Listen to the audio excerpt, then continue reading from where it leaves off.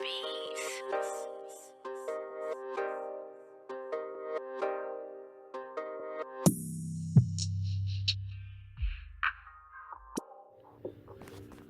Yo, what's up, YouTube? This is your boy Junior, aka Smoking Guns, out here in Tucson, Arizona, representing the Ultimate Fight Club, giving you the latest content in boxing and MMA news that is out. So, tonight's video, we're going to be talking about last night's top-ranked card with Vasiliy Lomachenko versus Jose Pedraza, okay?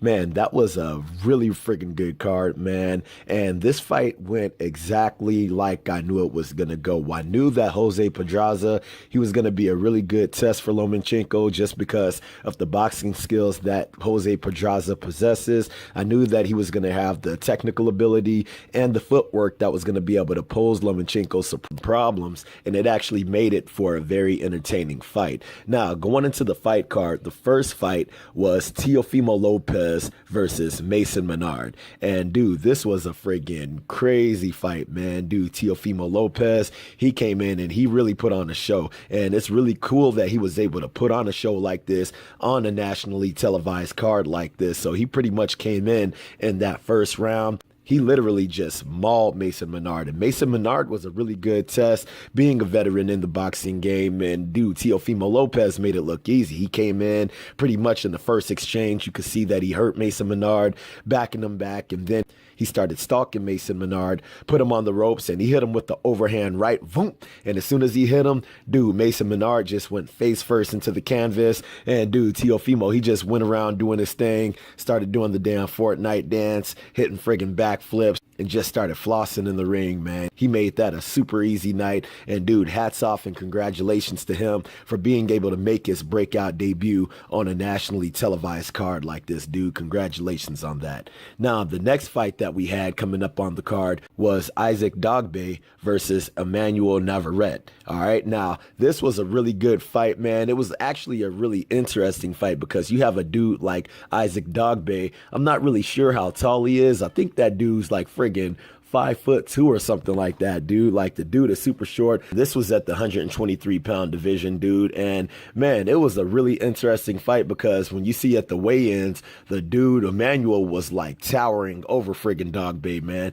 And Dogboe's friggin' yelling out at him. And dude, you could tell it was going to make for an entertaining fight. And that dude, Isaac Dogboe, he's a really tough dude, being able to win that belt. And coming into this fight, you could tell that he was at a very huge disadvantage. Because, like I said, Isaac Dogboe, he's like 5'2" coming into the fight. And then you had a dude like Emmanuel Navarrete, who was about 5'7" coming into the fight. So he had a huge reach advantage on him, huge height advantage. And man, it was definitely going to make for an entertaining fight. So going into the first round, you could see Isaac Dogboe, he was being the aggressor in the fight, trying to stalk Navarrete, and he was really trying to impose his will on Navarrete. But then going into that second round, dude, you could see Emmanuel Navarrete, he really started trying to press the pace on Dogboe, trying to back him up, did a very good job using his range, using his length. He was actually being the aggressor, backing up Isaac Dogboe, which I guess isn't used to being backed up. And Isaac Dogboe just didn't seem like he was able to adjust to what Emmanuel Navarrete was doing to him, because Emmanuel Navarrete was being the aggressor, constantly backing up Isaac Dogboe and keeping Dogboe at the end of his strikes. And dude, you could just tell from going from round to round to round that Dogboe just could not adjust. And going into the fourth round, you could see Dogboe trying to make some kind of comeback to be able to press Emmanuel Navarrete. But then even after that fourth round, you just saw Emmanuel doing the same exact thing, being the aggressor, pressing Dogboe the whole fight, keeping him at the end of his punches. And dude, it was just a very bad matchup for Dogboe. And going into the 12th round, dude, Dogboe, his eyes were friggin' swollen. It looked friggin' super bad, man. I actually thought that his corners might end up throwing the towel because Navarrete had both of his eyes swollen. And dude, he was just pressing the action and he was not stopping, dude. He was putting a friggin' onslaught on Dogboe. And Dogboe ended up making it out of that 12th round, but not unscathed, dude. His face was all swollen up. You could see his eyes swollen up, his cheeks swollen up. It was just a bad matchup for him, and Emmanuel Navarrete was able to take that WBO belt from Dogboe becoming the new world super bantamweight champion. That was a very good fight, and congratulations to Emmanuel Navarrete for making a name for himself and being able to take that belt from DOGBOE. Now, going into the main event with PEDRAZA and LOMACHENKO. Dude, this was a really good fight, and this fight actually went exactly like I knew it would. If anybody had seen the last video that I put out on this fight, I knew that Jose PEDRAZA was going to pose some problems for LOMACHENKO just because of his technical ability, his defensive ability, his footwork, and I knew that PEDRAZA's footwork would really be able to pose some problems for LOMACHENKO, because I figured if he used his footwork like I know that he can be able to negate LOMACHENKO's angles and be able to keep him at bay. And that's basically what he was doing throughout a lot of the fight, was he was able to use his footwork and keep LOMACHENKO at bay. And going into the first round, it was pretty much a fill-out round where they're both trying to see where each other is at, and I actually gave Jose PEDRAZA that first round. And then in the second, third, and fourth round, you could see LOMACHENKO trying to get his groove, trying to figure out Jose PEDRAZA, and he was able to get off the better shots.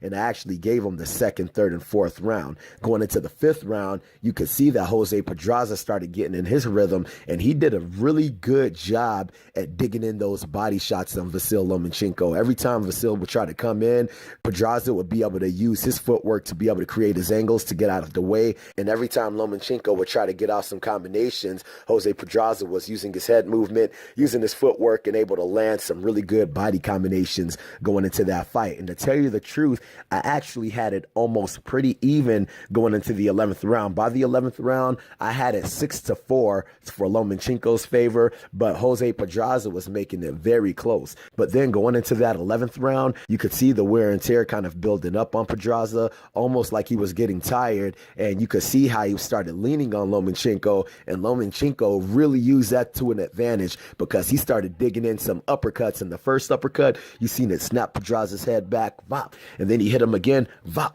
vop, and then as soon as he rocked him with those uppercuts, he just started hitting angles all over PEDRAZA's ass, just hitting angle. Vop, vop, vop, vop, vop, vop, vop, vop, vop, vop. He hit him with like 44 punches in that round and ended up dropping him twice in that round. And he dropped him actually with body shots because the head shots were just kind of ringing his bell. And when he started digging into his body, that's when you knew it really started taking it out of PEDRAZA. He dropped him the first time with the body shot. PEDRAZA got up for the 8 count. Once he got up, you could tell that he was still stuck from that first time that he ended up dropping down to his knee. And he ended up dropping down to his knee after another onslaught of combinations again. And dude, you could tell that the fight was out of him, and he ended up making it out of that round. And then going into the 12th round, you could tell that he was pretty much trying to survive. Pretty much he was just fighting just to keep Lomachenko off of him, and Lomachenko ended up riding this off into the sunset with a unanimous decision victory. All right, man, it was a really good fight. And like I said, Jose PEDRAZA posed some really big problems for Lomachenko just because of the footwork, the technical ability of PEDRAZA, and the head movement really posed problems for Lomachenko to have to be able to adapt to what Jose PEDRAZA was doing. And this fight actually poses some questions as far as what is going to happen with Lomachenko from here and how he's going to be able to fare with a lot of the people in other divisions if he happens to go up to 140 and so forth and so forth.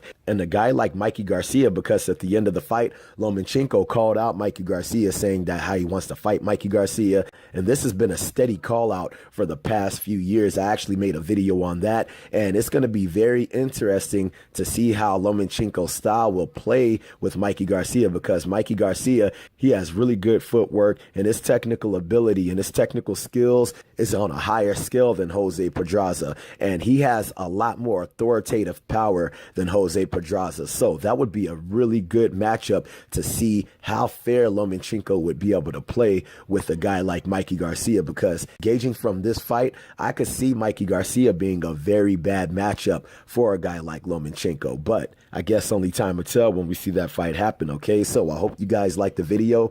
If you guys like the video, make sure to hit the like button. If you're not subscribed to the channel, make sure to subscribe to the channel. And if you guys have any kind of questions, any kind of comments, make sure to hit me up in the comment section, and I'll be sure to hit you guys up, okay? So I hope you guys like the video. Holla at your boy.